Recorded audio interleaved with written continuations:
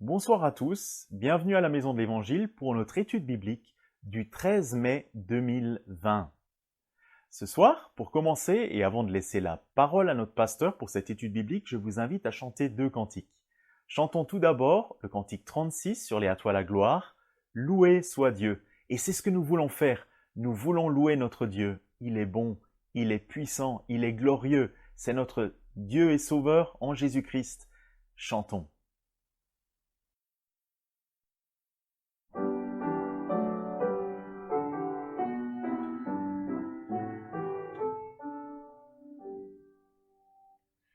Loué soit Dieu, le Seigneur, le puissant roi de gloire.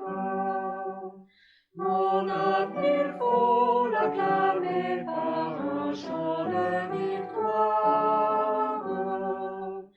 Éveille-toi, viens au-devant de ton roi, pour célébrer sa mémoire. Loué soit Dieu, le Créateur, le souverain Maître. À tous il donne le mouvement, la vie et l'être. Tout ce qu'il fait est agréable et parfait, à ça je le reconnaitre. Loué soit Dieu, sa bonté chaque jour se révèle. Il t'a donné la santé, t'a gardé sous son aile. Cet autre soir pourvoira tous tes besoins. Vois combien il est fidèle. Loué soit Dieu, que les anges lui rendent hommage, que sa louange sur terre en tout lieu se propage, qu'à l'unisson tout en moi chante son nom, Alléluia d'âge en âge.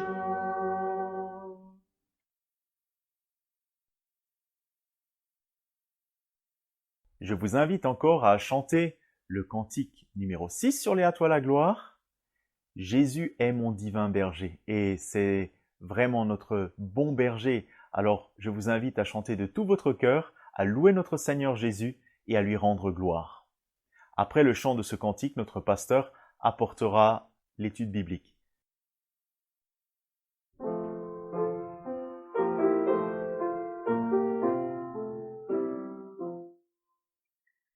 Jésus est mon divin berger, réjouis-toi mon âme, seul il délivre du danger, tout en moi le réclame. Non, je ne manquerai de rien,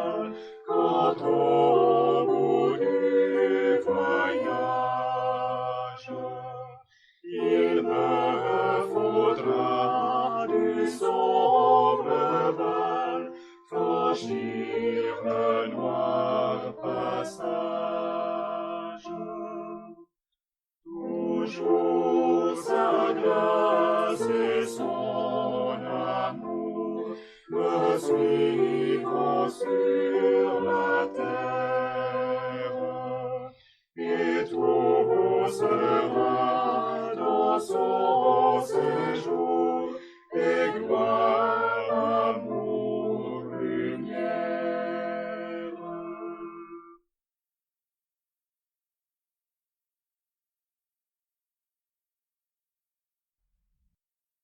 Bonsoir chers amis et bienvenue pour notre étude biblique du mercredi soir à la Maison de l'Évangile. Je vous invite à commencer notre rencontre par la prière. Seigneur notre Dieu, nous avons besoin de toi. À chaque instant de nos vies, nous avons besoin de nous rappeler ce que nous sommes, de faibles créatures pécheresses, incapables de nous attirer ta faveur et quoi que ce soit de bon, et de nous rappeler qui tu es, toi le maître de l'univers, assis de toute éternité sur ton trône et qui dans ta souveraineté et dans ta souveraine bonté a décidé de sauver un peuple innombrable d'entre toutes les nations, toutes les races, tous les temps de l'histoire des hommes, afin d'avoir un peuple qui célèbre tes louanges, qui t'acclame, qui te remercie, qui t'adore pour l'éternité dans les cieux. Seigneur, nous voulons te remercier de nous avoir accordé un tel privilège en apprenant à te connaître, en ouvrant notre cœur, en nous permettant de contempler dans la personne de Jésus-Christ, ton Fils bien-aimé, en qui nous avons tout ce dont nous avons besoin pour être réconciliés avec toi. Ô Seigneur, nous te prions que ce soir encore, tu nous visites par l'action de ton esprit et tu nous aides encore à voir la puissance de la parole de Dieu et comment elle est suffisante pour transformer les vies des personnes, même les plus esclaves de Satan. Et nous te demandons, Seigneur, que vraiment tu nous encourages, tu nous stimules, tu nous aides à avoir une grande confiance dans la puissance de notre témoignage, de ta parole, sachant que ta parole produit une œuvre divine dans les vies de ceux qu'elle veut transformer. Sois parmi nous ce soir, assiste-nous et encourage-nous les uns les autres. Seigneur, aide-nous à être patients et persévérants dans l'attente du déconfinement pour que nous puissions nous retrouver, nous revoir. Seigneur, tu sais combien nous languissons après ce moment. Nous te demandons que tu sois vraiment avec nous et que tu nous donnes la patience et la soumission. Seigneur, merci d'avoir donné ta parole. Merci de pouvoir l'avoir encore dans notre langue, qu'elle soit vraiment utile pour nous édifier et nous encourager les uns les autres. Dans le nom de Jésus, Amen. Est-ce que vous vous souvenez où est-ce que nous avions laissé Paul et Silas à la fin de la dernière étude biblique, il y a 15 jours? Après un long voyage de plusieurs milliers de kilomètres, qui les avait emmenés de Corinthe à Éphèse, à Césarée, à Jérusalem, ils étaient enfin arrivés à Antioche, en Syrie. Et qu'est-ce qu'il y avait de spécial à Antioche, en Syrie, pour qu'ils désirent s'y rendre? C'est que c'était la ville dans laquelle se trouvait leur église locale. L'église qui les avait envoyés, l'église qui avait reconnu leurs dons, l'église qui priait pour eux tout au long de leur périple. Et on a compris que c'était un lieu spécial avec cette église et qu'ils aimaient y revenir parce qu'ils étaient déjà revenus après le premier voyage missionnaire. Et maintenant que nous allons étudier le chapitre 18, à partir du verset 23 jusqu'au chapitre 19, verset 20 du livre des Actes des Apôtres, nous allons voir ce qui va suivre. Et le début de ce qu'on peut appeler le 3e voyage missionnaire de l'apôtre Paul. Et je vous invite à suivre avec moi dans vos Bibles la lecture du texte de ce soir, dans Actes chapitre 18, à partir du verset 23 et jusqu'au chapitre 19, le verset 20.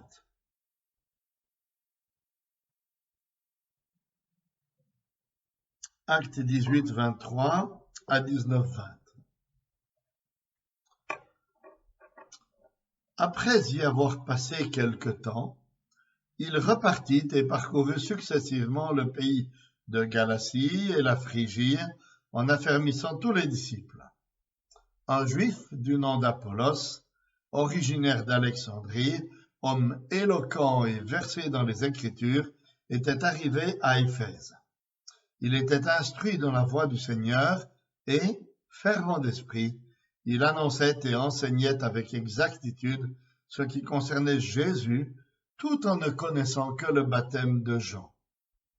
Il se mit à parler ouvertement dans la synagogue. Priscille et Aquilas, après l'avoir entendu, le prirent avec eux et lui exposèrent plus exactement la voie de Dieu. Comme il voulait passer en Achaïe, les frères l'y encouragèrent et ils écrivirent aux disciples de le bien recevoir.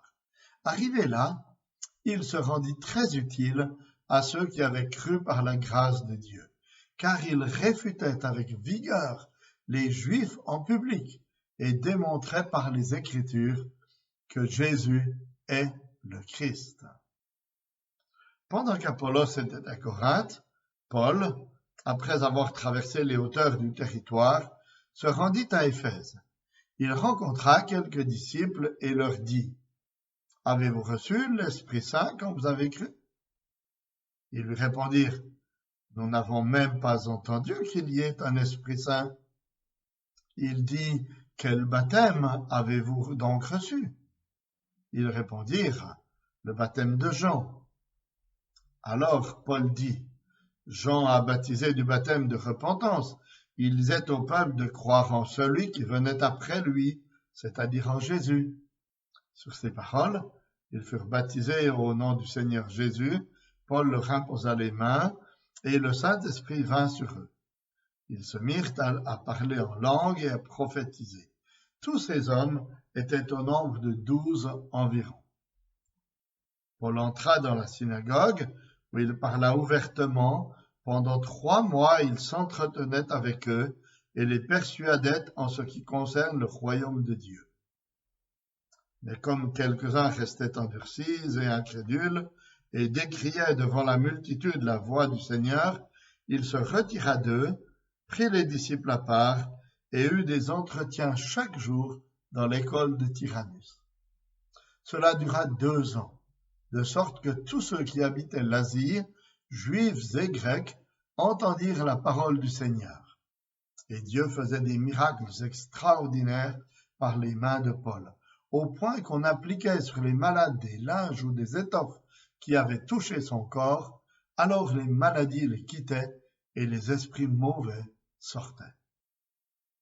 Quelques exorcistes juifs ambulants entreprirent d'invoquer sur ceux qui avaient des esprits mauvais le nom du Seigneur Jésus en disant : « Je vous adjure par Jésus, celui que Paul prêche. » Ceux qui agissaient ainsi étaient 7 fils d'un certain Séva, un des principaux sacrificateurs juifs.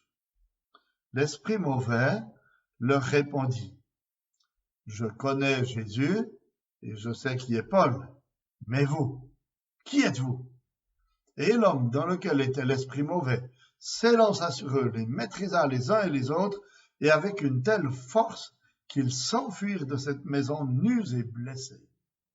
Cela fut connu de tous, Juifs et Grecs, qui habitaient Éphèse. La crainte s'empara d'eux, et le nom du Seigneur Jésus fut exalté. Beaucoup de ceux qui avaient cru venaient confesser et déclarer ce qu'ils avaient fait. Un assez grand nombre de ceux qui avaient pratiqué la sorcellerie apportèrent leurs livres et les brûlèrent devant tous. On en calcula la valeur et l'on en trouva pour 50 000 pièces d'argent. C'est ainsi que, par la force du Seigneur, la parole se répandait efficacement. Jusqu'ici, notre lecture dans la parole de Dieu. Et maintenant, nous en venons donc au verset 23 à 28, tout d'abord du chapitre 18 des Actes, avec une première question que vous trouvez sur votre questionnaire. Où Paul se rend-il maintenant et pourquoi? Où Paul se rend-il maintenant et pourquoi? Après avoir passé quelques mois à Antioche, sans doute pendant l'automne 52 et le printemps 53, Paul repart. Où est-ce qu'il se rend cette fois? Vous vous souvenez peut-être que lors de son voyage précédent, il avait fait une promesse. Laquelle? Verset 21 du chapitre 18. Je reviens, à la fin du verset, je reviendrai vers vous si Dieu le veut. À qui est-ce qu'il avait fait cette promesse? Il avait fait cette promesse aux gens d'Éphèse. Et sans doute qu'elle est là dans un coin de sa tête et qu'il désire l'accomplir. Mais en se rendant à Éphèse, il fait d'une pierre deux coups, comme c'était assez souvent son habitude. Parce qu'en fait, il passe par où pour s'y rendre? Il passe par la terre ferme, regardez votre carte, et il profite de visiter quelques églises qu'il avait implantées lors de son premier voyage et déjà encouragé, revisité lors de son deuxième voyage. Dans quel but? À la fin du verset 23, il dit « en affermissant tous les disciples ». Donc le but de l'apôtre Paul, en retraversant la Galatie et la Phrygie, deux provinces au centre de la Turquie actuelle, son but c'est de repasser dans les églises locales, d'encourager, de réconforter les chrétiens, peut-être aussi de les exhorter, parce qu'il est possible que certains étaient en proie à de fausses doctrines, comme il va devoir l'écrire aux églises de la Galatie, dans l'épître aux Galates. Ainsi, vous voyez, on découvre à nouveau le souci de Paul pour les jeunes chrétiens et les églises, ce qui l'amène à ne pas ménager ses efforts pour la croissance spirituelle de ses frères, parce que ça va lui prendre pas mal de temps pour se rendre à Éphèse à pied en traversant toute cette région. Et c'est là, et alors qu'il est en train de marcher et de traverser toute cette région, on a une deuxième raison pour ce qui se passe à Éphèse à l'époque. Que se passe-t-il à Éphèse pendant que Paul voyage? Qu'est-ce que cela nous enseigne sur la façon dont Dieu étend son royaume? Qu'est-ce qui se passe à Éphèse pendant que Paul voyage? Vous voyez, dans les versets 24 à 28, c'est comme si on avait un zoom sur ce qui se passe à Éphèse pour préparer la venue de l'apôtre Paul. Paul, lui, il est en train de voyager en Turquie, mais on a un zoom sur la situation à Éphèse qui va nous aider à comprendre ce qui va se passer lorsque Paul arrivera à Éphèse au début du chapitre 19. Alors, qu'est-ce qui se passe à Éphèse pendant ce temps où Paul voyage? Verset 24. Un juif est arrivé d'Alexandrie. Et si vous voyez sur votre carte où est Alexandrie, c'est une ville importante sur la côte égyptienne de la Méditerranée. Et c'était une ville de culture, une ville qui avait une forte colonie juive. Et qu'est-ce que nous savons de ce juif qui arrive d'Alexandrie à Éphèse? Il s'appelle Apollos. Verset 24. Verset 24 toujours, il nous a dit que c'est un homme éloquent et qui connaît bien les Écritures, c'est-à-dire l'Ancien Testament à l'époque. Verset 25, il est très engagé est consacré et il prêche fidèlement Jésus-Christ, sans avoir entendu parler d'un autre baptême que celui de Jean. Alors ça veut dire quoi ça? Ça veut dire qu'Apollos était en fait un croyant fidèle de l'Ancien Testament. Un croyant qui avait entendu parler que Jésus était venu, mais qui malgré la vingtaine d'années qui s'étaient écoulées depuis la Pentecôte, n'avait aucune idée de ce qui s'était passé à ce moment-là à Jérusalem avec la venue du Saint-Esprit. Pourtant, le texte nous dit qu'il prêchait fidèlement que Jésus était le Christ, c'est-à-dire que Jésus était le Messie. Et alors, qu'est-ce qui se passe? Verset 26. Priscille et Aquilas, les deux amis de Paul, l'entendent prêcher dans la synagogue. Et qu'est-ce qu'ils font? Ils le prennent avec eux, à la fin du verset 26, afin de lui exposer plus exactement la voie de Dieu.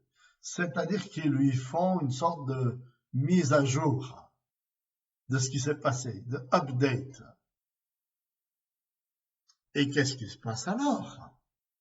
On doit penser que Apollos, avec humilité, accepte docilement la mise à jour que Priscille et Aquilas lui font, et ainsi son message est transformé, est enrichi, est rendu plus puissant encore.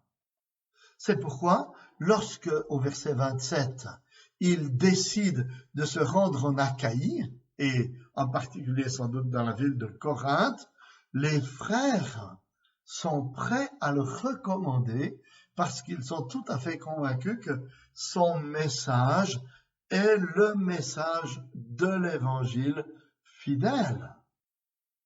Et qu'est-ce qu'ils font? Ils écrivent une lettre aux disciples afin qu'ils soient bien accueillis quand il arrivera en Achaïe. Et qu'est-ce que Apollos fait? Versets 27 et 28, il se rend en Achaïe, très probablement à Corinthe, puisque la première aux Corinthiens nous parle des clans qui étaient là, les clans de Paul, les clans d'Apollos, les clans de Céphas, les clans du Christ. Et le livre des Actes nous dit même ici, dans les versets 27 et 28, que cet homme a été très utile aux chrétiens de Corinthe, aux jeunes chrétiens de l'Achaïe.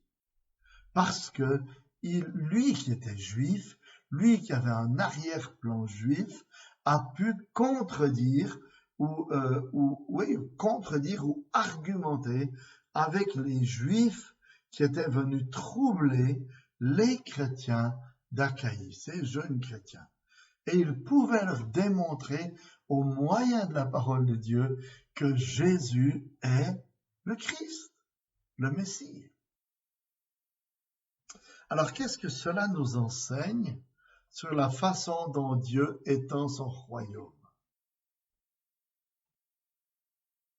Cela nous enseigne que Dieu emploie des moyens, des instruments variés et imparfaits pour le faire, comme on va encore le voir au début du chapitre 19. Et que Dieu amène ses serviteurs à progresser et qu'il met sur leur chemin les personnes adéquates pour les informer, les former, comme il l'a fait ici en permettant à Apollos de rencontrer Priscille et Aquilas. Et vous voyez, c'est frappant de voir ici comment Dieu a employé ce qu'on pourrait appeler de simples laïcs pour amener un homme plus érudit qu'eux à mieux comprendre l'évangile, afin qu'ensuite Apollos puisse être plus efficace dans son ministère futur. Et comment est-ce que Dieu s'y prend pour le faire? Ou comment, plutôt, est-ce que Priscille et Aquila s'y prennent pour le faire? Ils s'y prennent avec beaucoup de sagesse et de discrétion. Parce que, vous voyez, ils n'humilient pas Apollos en public en le reprenant devant tout le monde en pleine synagogue. En disant, quoi? T'as même jamais entendu parler de la Pentecôte? Non. Ils découvrent ses manquements, ils le prennent avec eux, sans doute chez eux, pour lui expliquer paisiblement, discrètement ces choses. Et à l'inverse, si on pense à Apollos, on découvre en lui les traits caractéristiques d'un ouvrier dont Dieu se sert pour l'avancement de son royaume. C'est tout d'abord, ce n'est pas d'abord l'érudition, c'est d'abord l'humilité. Parce qu'il lui a fallu beaucoup d'humilité. Quand on est un érudit, versé dans les Écritures, comme nous le dit le verset 24, pour accepter de se laisser reprendre et enseigner par des fabricants de tentes. Alors veillez à cultiver l'humilité dans votre vie, si vous voulez que Dieu vous emploie à son service. Et écoutez comment le réveil de Genève a commencé au XIXe siècle. C'est un marchand écossais, calviniste, qui s'appelle Robert Haldane, qui est arrivé à Genève et qui s'est rendu compte que les étudiants de la faculté de théologie, les futurs pasteurs de Genève, ne connaissaient même pas l'Évangile. Et alors, qu'est-ce qu'il a fait? Il a commencé à enseigner ses étudiants de théologie au moyen de l'épître de Paul aux Romains. Il a fallu du courage à un marchand écossais pour enseigner des étudiants en théologie à Genève. Et il a fallu aussi sans doute passablement d'humilité pour que ces étudiants en théologie acceptent d'être enseignés par un marchand écossais qui devait sans doute pas mal abîmer leur français avec son accent et leur enseigner les vérités de l'épître aux Romains. Mais c'est comme ça que le réveil est arrivé à Genève. C'est comme ça que César Malan, Louis Gosson et d'autres se sont convertis à Jésus-Christ. Et voyez, pour que le réveil se produise, il a fallu des étudiants assez humbles pour écouter un marchand. Et un marchand assez courageux pour oser enseigner des étudiants en théologie. Et c'est un petit peu ce qui s'est passé aussi, n'est-ce pas? Nous voyons ici à Éphèse avec Apollos, Priscille et Aquilas. Et revenons à notre texte maintenant. Et regardons chapitre 19, les versets 1 à 7. Qui est-ce que Paul rencontre lorsqu'il arrive à Éphèse? Que leur dit-il et pourquoi? Et quelle en est la conséquence?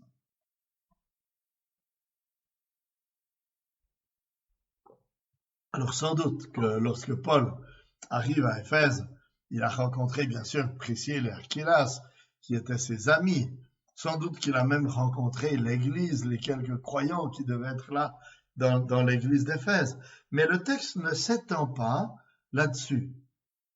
Le texte se focalise sur une rencontre particulière de Paul lorsqu'il arrive à Éphèse. Une rencontre avec 12 hommes environ, à peu près une douzaine d'hommes, qui ont une croyance un peu particulière. Laquelle? C'est qu'ils ont été baptisés du baptême de Jean, nous dit le verset 3, mais qui n'ont jamais entendu parler du Saint-Esprit et qui ne savent même pas que le Saint-Esprit existe. Verset 2. Sans doute qu'ils ne sont pas là par hasard. À quoi cette croyance vous fait-elle penser? Mais bien sûr, à ce que Apollos a prêché au début de son ministère à Éphèse. Ainsi, ce qu'on doit imaginer, c'est que Paul rencontre ici des disciples d'Apollos qui n'ont pas eu la mise à jour qu'Apollos a eue avec Priscille et Aquilas. Et c'est Paul qui va avoir alors l'occasion de faire pour eux cette mise à jour. Ainsi, si ces gens n'ont jamais entendu parler du Saint-Esprit, qu'est-ce que cela nous indique sur leur état spirituel?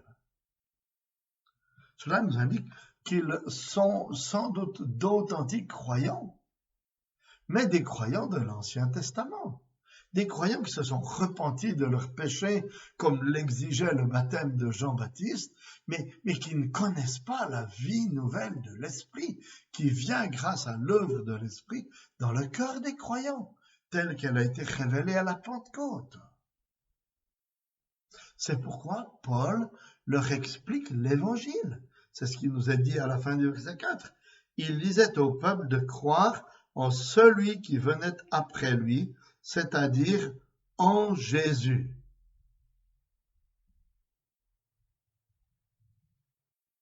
Puis une fois qu'ils croient, ils les baptisent au nom du Seigneur Jésus et ils reçoivent l'Esprit de façon visible avec les langues et les prophéties.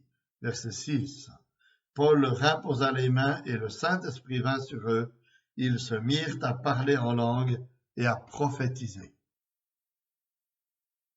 Et la question qui nous vient à l'esprit est alors la suivante sur votre questionnaire. Faut-il voir dans cet épisode une expérience normative pour tous les chrétiens?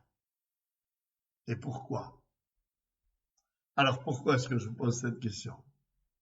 C'est parce que c'est ainsi que la voient les chrétiens charismatiques et pentecôtistes d'aujourd'hui.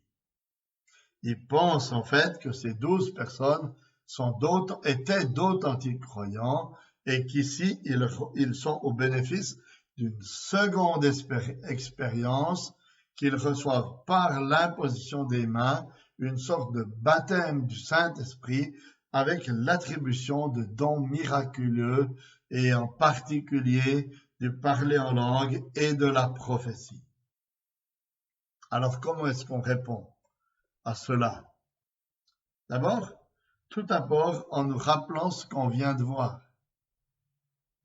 C'est qu'il ne peut pas s'agir de vrais croyants du Nouveau Testament ici, avant leur expérience avec Paul, puisqu'ils n'avaient même pas entendu parler de l'Esprit Saint, et qu'on ne peut pas appartenir à Christ sans le Saint-Esprit, comme Paul le déclare au Romains 8, 9.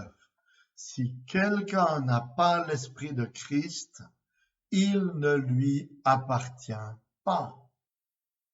Donc, première chose qu'on peut répondre, c'est que ces gens n'étaient pas d'authentiques chrétiens du Nouveau Testament, bien qu'ils soient appelés ici des disciples. Mais c'était sans doute plutôt des disciples de Jean que des disciples du Seigneur Jésus-Christ. Donc ici, lors de l'imposition des mains par Paul, il ne s'agit pas d'une deuxième expérience qu'ils vivent, mais d'une première expérience de leur conversion. Et l'autre élément de réponse que nous pouvons donner ici, c'est que bien qu'il y ait déjà eu d'autres convertis parmi les païens, lors des premiers voyages de Paul, on a ici sans doute la 4e petite Pentecôte, entre guillemets, avec l'ouverture, on pourrait dire, officielle, formelle de l'Évangile aux païens. Vous vous souvenez qu'on a eu la grande Pentecôte à Jérusalem, puis la Pentecôte à Samarie, puis la Pentecôte chez Corneille, où on voit des gens qui ont parlé en langue et prophétisé, et qui étaient d'abord des demi-juifs, les Samaritains, puis des craignants Dieu, des païens qui adoraient le Dieu d'Israël, et ici, des païens complets, si vous voulez, qui se tournent vers le Seigneur. Et c'est pourquoi il me semble qu'il est légitime de dire que cette expérience n'est pas normative, parce qu'on voit nulle part ailleurs les apôtres procéder de la sorte dans le livre des Actes ou dans les autres livres d'ailleurs non plus. Donc, c'est pas normatif. C'est pourquoi il faut faire attention aussi dans le livre des Actes à ne pas penser que toutes les expériences vécues là doivent être répétées pour tous les croyants de tous les temps. Parce qu'on est ici à un moment charnière. Vous voyez, il s'agissait de croyants de l'Ancien Testament, de païens qui croyaient l'évangile de l'Ancien Testament et qui n'avaient jamais encore reçu le Saint-Esprit. On peut passer maintenant alors à la question suivante, dans les versets 8 à 20. Versets 8 à 20, quelle est l'activité de Paul, de Dieu et du diable à Éphèse pendant cette période? Et quel en est le résultat? D'abord, l'activité de Paul. Verset 8. Que fait Paul quand il arrive à Éphèse? Comme d'habitude, il entre dans la synagogue et il parle ouvertement dans la synagogue. Donc, il s'adresse d'abord avec l'évangile aux Juifs et aux craignants Dieu. Et ce qui est de particulier ici, c'est qu'il le fait plus longtemps que dans les autres villes. Parce que dans les autres villes, en général, il le faisait 3 semaines, et puis les Juifs se fâchaient et ils partaient. Alors qu'il semble qu'ici, les Juifs sont plus patients que dans les autres villes dans lesquelles Paul a voyagé jusqu'alors, puisqu'il a l'occasion de prêcher pendant 3 mois, c'est-à-dire à peu près 12 sabbats, dans la synagogue, avant que les Juifs s'endurcissent et commencent à s'agiter au verset 9. Pour finir, alors, l'hostilité éclate. Et que fait Paul? Fin du verset 9 et verset 10. Il se retire en prenant avec lui les disciples et il part les enseigner tous les jours dans une école, l'école de Tyrannus. Et cela pendant 2 ans. Verset 10. Ça devait être une super école biblique. 2 ans avec l'apôtre Paul, tous les jours, à l'écouter enseigner ses croyants. Et quel est le résultat de ce travail de Paul? C'est un résultat extraordinaire, en fait. Parce que l'évangile porte du fruit. Il porte beaucoup de fruits et il commence, vous voyez, les vies sont transformées, les gens reçoivent le message, sont bouleversés et envahis par ce message, au point que le message commence à rayonner au-delà de la ville d'Éphèse. Verset 10. Et cela dura 2 ans, de sorte que tous ceux qui habitaient l'Asie, juifs et grecs, entendirent la parole du Seigneur. Comment est-ce que l'évangile a commencé à rayonner? Alors, sans doute, de différentes manières. Sans doute que des chrétiens d'Éphèse ont été envoyés dans d'autres villes, qu'il y a eu un élan missionnaire avec l'implantation d'églises filles, on pourrait dire, de l'église d'Éphèse. Mais sans doute aussi que des gens qui étaient à Éphèse pour le commerce ou pour les études se sont convertis et qu'ils sont rentrés chez eux dans leurs différentes villes à l'intérieur du territoire de l'Asie et qu'ils ont commencé à prêcher l'évangile et que des églises sont nées dans ces régions. En fait, c'est ce qui s'est passé, par exemple, dans la ville de Colosse. Parce que quand on lit l'épître aux Colossiens, on se rend compte que Paul n'est jamais allé à Colosse. Pourtant, il leur écrit une lettre. Il les connaît, mais il ne les a jamais vus. Comment est-ce qu'il les connaît? Il les connaît par Épaphras, leur pasteur, qui a été sans doute formé par Paul à Éphèse et qui est retourné ensuite ou qui est allé ensuite à Colosse. Regardez Colossiens 2:1. Je veux en effet que vous sachiez combien est grand le combat que je soutiens pour vous et pour ceux qui sont à Laodicée et pour tous ceux qui n'ont pas vu mon visage en la chair. Comment est-ce qu'ils avaient entendu l'évangile? Colossiens 1,7. D'après les instructions que vous avez reçues d'Épaphras, notre bien-aimé compagnon de service, il est pour vous un fidèle ministre du Christ. Donc l'évangile explose et se répand dans la région d'Asie. Et qu'est-ce qu'on découvre d'autre encore concernant Paul? Versets 11 et 12. Dieu fait des miracles extraordinaires par ses mains et même par des linges qui avaient touché l'apôtre et qui, lorsqu'ils sont posés sur une personne malade ou démoniaque, délivrent ou guérissent cette personne. Donc, la puissance de Dieu est en train de se manifester d'une façon extraordinaire, mais notez bien que c'est toujours au travers de l'apôtre. Cette vérité est soulignée encore. Verset 11, « Et Dieu faisait des miracles extraordinaires par les mains de Paul. »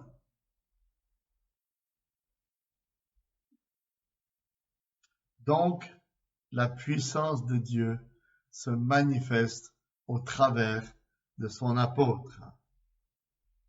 Maintenant, quelle est l'œuvre, quelle est l'activité de Dieu à Éphèse? Quelle est l'action de Dieu dans ce passage? C'est que c'est lui qui authentifie le ministère de Paul par les miracles variés. Et Dieu faisait des miracles extraordinaires. C'est pas Paul qui faisait les miracles. C'est Dieu qui authentifiait, voyez, l'autorité de Paul par les miracles variés. Et la puissance de Dieu se manifeste vraiment d'une façon particulière par les miracles qui n'ont rien à voir avec les miracles dont on entend parler aujourd'hui, qui demeurent bien souvent peu nombreux, partiels, inefficaces, ou seulement pour ceux qui, soi-disant, ont une foi hors du commun.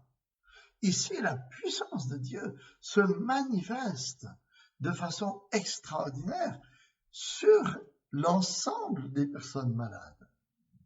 Et en plus de cela, on voit que des conversions et des transformations de vie ont lieu. Des personnes sont délivrées de la puissance de Satan, comme nous allons le voir maintenant.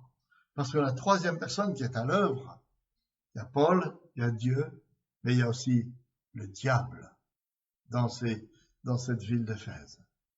Qu'est-ce que le diable fait à Éphèse? Il cherche à nuire à Dieu et à son œuvre de différentes manières. Il le fait tout d'abord en tentant de maintenir les hommes dans l'obscurité et en entretenant la confusion. Comment? On voit ça au verset 13. Quelques exorcistes juifs ambulants entreprirent d'invoquer sur ceux qui avaient des esprits mauvais le nom du Seigneur Jésus, en disant « Je vous adjure par Jésus, celui que Paul prêche. » Il y avait des exorcistes juifs, c'est-à-dire des gens qui essayaient de chasser les puissances du diable par la puissance du diable. C'est ça, des exorcistes. Mais ils employaient le nom de Jésus pour tromper l'ennemi, on pourrait dire, ou pour tromper les croyants. Comme c'est encore souvent le cas aujourd'hui, vous voyez, il existe des exorcistes qui emploient le nom de Jésus. Mais c'est pas parce qu'on emploie le nom de Jésus qu'on est un guérisseur ou un exorciste digne de confiance. Ici, ces exorcistes juifs qui accomplissaient des prodiges au moyen de la puissance du mal, emploient le nom de Jésus en pensant qu'ils vont pouvoir continuer à faire des miracles. Mais que se passe-t-il?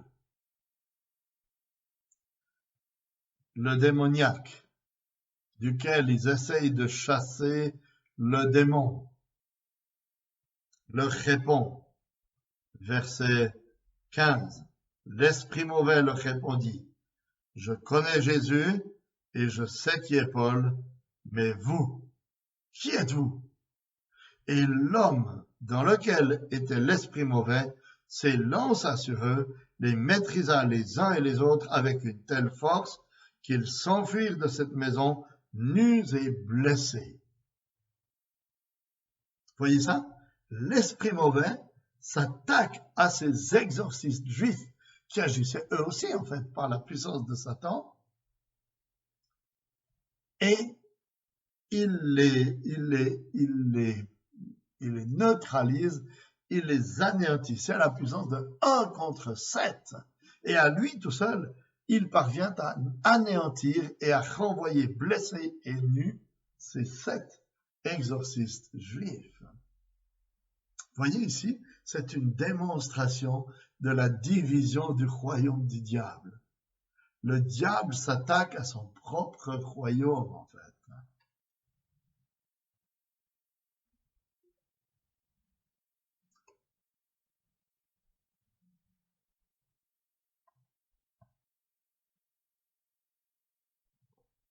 Mais cela nous révèle aussi, n'est-ce pas, la puissance des esprits mauvais.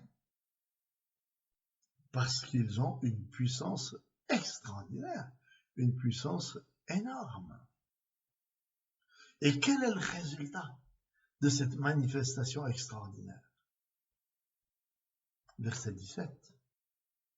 C'est qu'elle produit, même si c'est 2 puissances du diable qui se déchaînent l'une contre l'autre, c'est qu'elle produit une grande crainte de Dieu parmi les incroyants, ainsi que parmi les gens qui pratiquaient la magie. Parce que tout à coup, ces gens se rendent compte qu'ils ne peuvent rien contre la puissance de Dieu.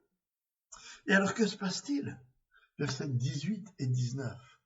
Un grand nombre de ceux qui pratiquaient la sorcellerie s'en détournent et ils se convertissent au Seigneur Jésus d'une façon radicale, avec un changement de vie total. Et comment est-ce que cela se voit? Cela se voit par le fait qu'ils coupent avec leur vie passée en brûlant leurs livres de sorcellerie. Regardez, verset 18.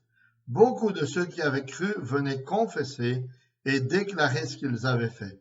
Un assez grand nombre de ceux qui avaient pratiqué la sorcellerie apportèrent leurs livres et les brûlèrent devant tous.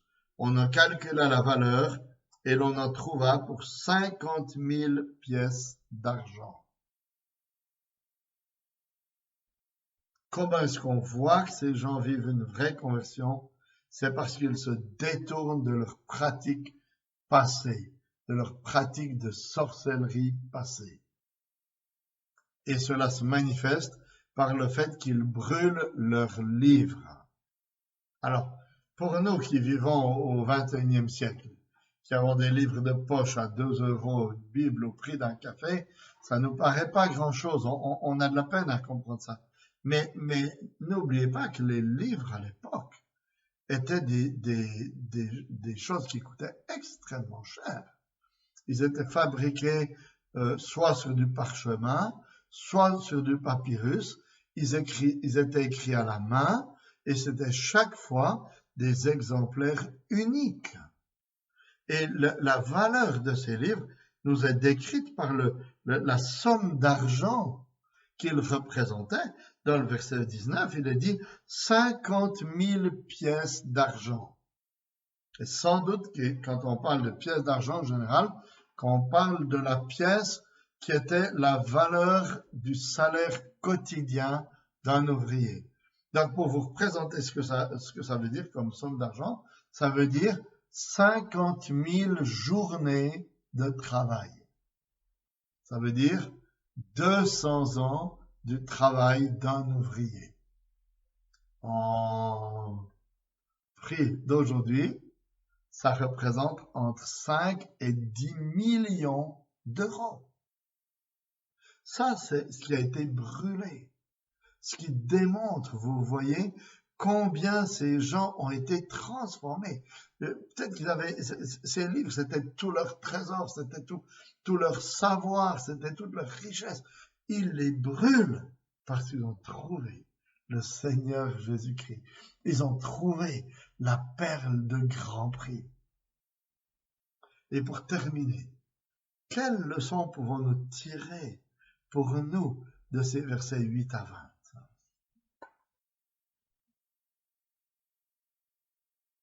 La première leçon, je pense, c'est que nous devons voir que l'évangile, lorsqu'il est prêché, est une puissance de Dieu qui délivre de la puissance du diable. Qu'il n'y a pas besoin de plus que de l'évangile pour délivrer ceux qui sont liés, ceux qui sont possédés même par des esprits impurs. Parce qu'il n'y a pas plus fort et plus grand que Jésus-Christ et l'évangile de Jésus-Christ pour libérer de la puissance du diable. Ainsi, cela nous encourage à avoir confiance que lorsque nous prêchons l'évangile, il y a assez dans l'évangile, assez de puissance dans l'évangile pour libérer les plus grands esclaves, les plus enchaînés de toutes les passions du monde. Parce que quand Christ vient, il libère totalement ceux qui sont tenus captifs par les puissances du diable. La deuxième leçon qu'on peut tirer de ce passage, c'est que la conversion est un bouleversement de vie. La conversion, vous voyez, c'est ce qui a transformé totalement, radicalement, la vie de ces gens qui pratiquaient l'occultisme, la sorcellerie, au point qu'ils se séparent des choses qui comptaient le plus pour eux. Et si vous vous êtes converti un jour, il faut que vous sachiez que c'est ça la conversion. C'est pas juste un petit réglage pour arranger un petit peu notre vie. La conversion, c'est se détourner de sa vie passée pour vivre une vie nouvelle à la gloire de Dieu. Une vie dans laquelle on est prêt à sacrifier ou à renoncer, même aux choses qui nous étaient chères et dans lesquelles on avait peut-être mis beaucoup d'argent avant de devenir chrétien. Parce que en Christ, nous découvrons la richesse parfaite, ou la richesse la plus grande richesse dont nous avons besoin. Peut-être pour terminer encore un élément, c'est que les puissances de l'ennemi sont très grandes, c'est vrai. Et on ne doit jamais mépriser ou minimiser la puissance de l'ennemi. Vous avez vu comment cet homme possédé a réussi à anéantir la puissance de ces sept exorcistes juifs, à lui tout seul. La puissance du diable est grande. Mais ce qu'on voit ici, c'est que la puissance du Seigneur est plus grande que la puissance du diable. Et que la puissance du Seigneur transforme des vies en profondeur. Et c'est ce qui doit, vous voyez, nous donner le courage, l'enthousiasme, même face aux personnes qui nous semblent les plus grandes esclaves du diable. Parce que l'Évangile libère.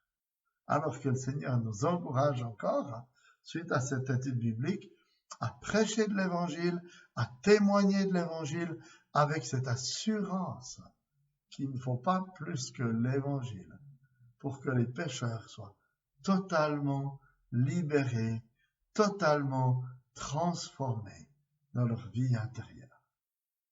Nous allons terminer par la prière. Seigneur, merci pour ce rappel que tu nous donnes ce soir encore, qu'il ne faut pas plus que l'évangile de Jésus-Christ pour triompher des plus grandes puissances des ténèbres.